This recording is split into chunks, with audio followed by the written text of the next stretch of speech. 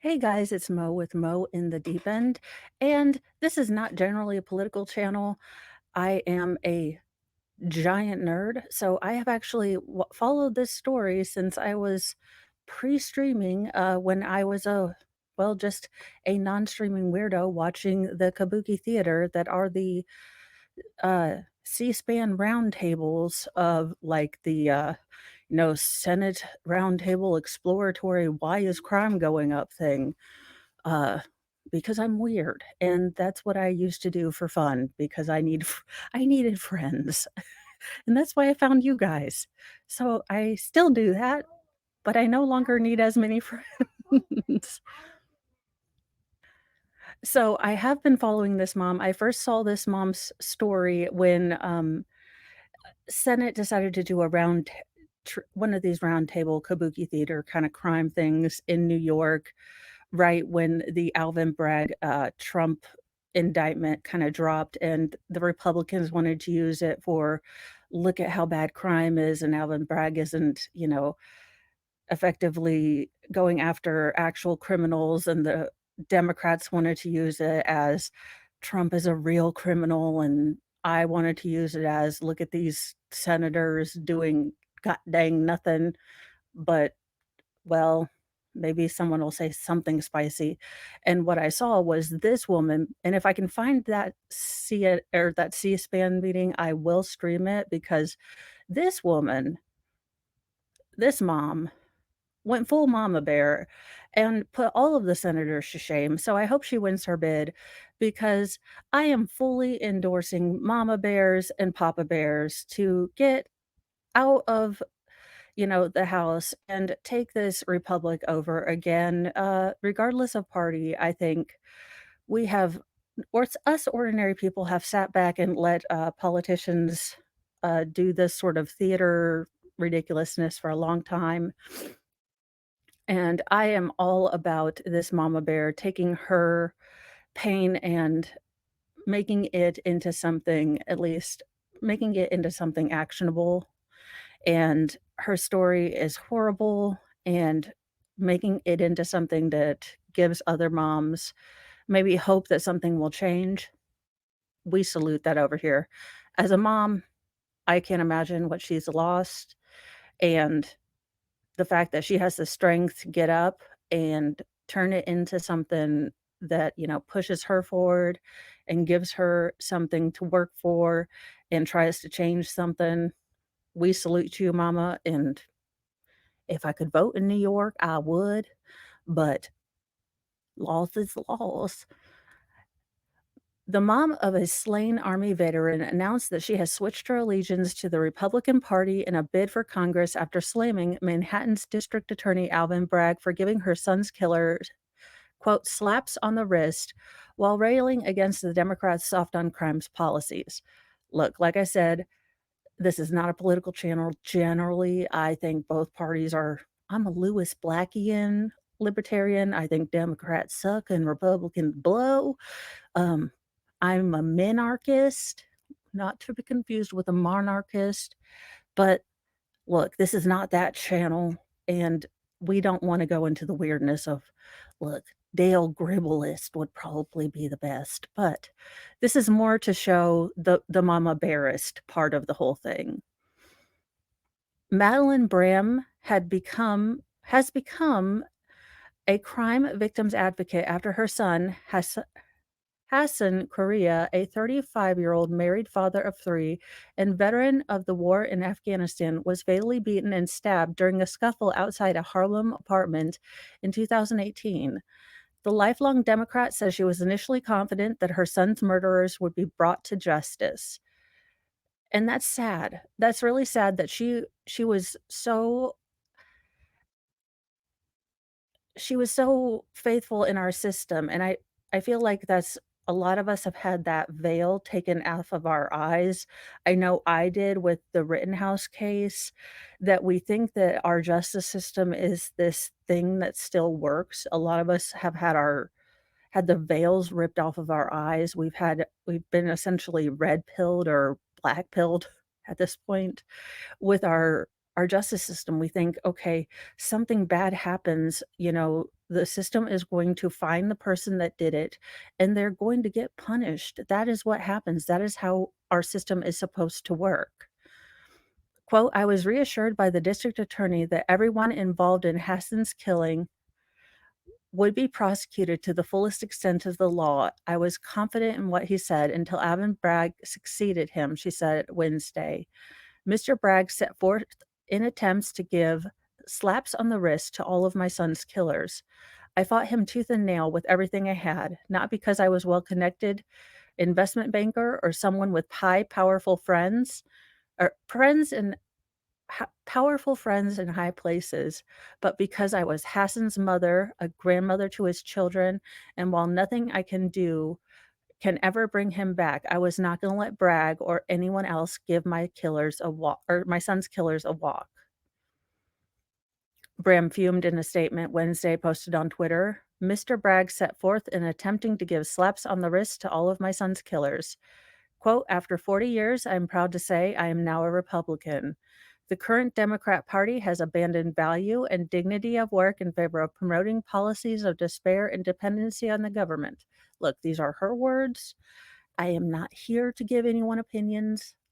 I am simply saying what she's saying. Four siblings, Christopher, James, Mary Saunders, along with her brother, Travis Stewart, were arrested by police and charged with the murder and gang assault of Hassan Bram in the fatal incident. This this is the tragedy. This man was serving his country. He's married. He's got 3 young boys or 3 young children. He leaves behind a wife and children. He was doing stuff for his country, all of these things. The case lingered in the court until 2022 when Alvin Bragg was elected and took over as DA. The Post has reached out to Bragg's office for comment. Jamie Saunders pleaded guilty to the gang assault and second-degree murder and was given a sentence of 20 years to life in prison, the lower maximum sentence of 25 years to life. Christopher was convicted of the gang assault after trial and was sentenced to 20 years to life, while Trevor Stewart and Mary Saunders pleaded guilty to just the gang assault. Stewart was sentenced to 7 years in prison, and Mary Sanders was released with 14 months she had already spent on Rikers Island. Oh my goodness, look at this beautiful family he left behind. He was doing all the right things. And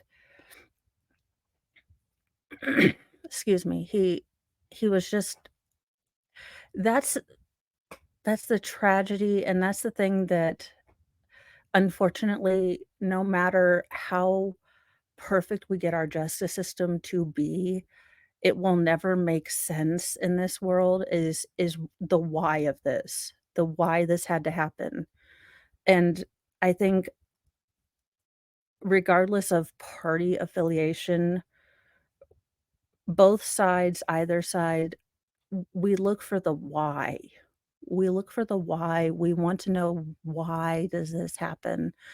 And, you know, we maybe look for poverty or root causes, or evil or the devil. And sometimes people are just assholes.